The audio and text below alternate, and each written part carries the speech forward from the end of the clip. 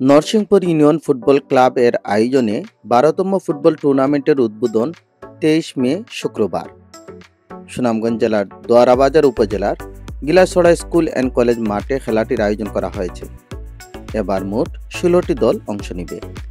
সবগুলো খেলা নকআউট পদ্ধতিতে অনুষ্ঠিত হবে।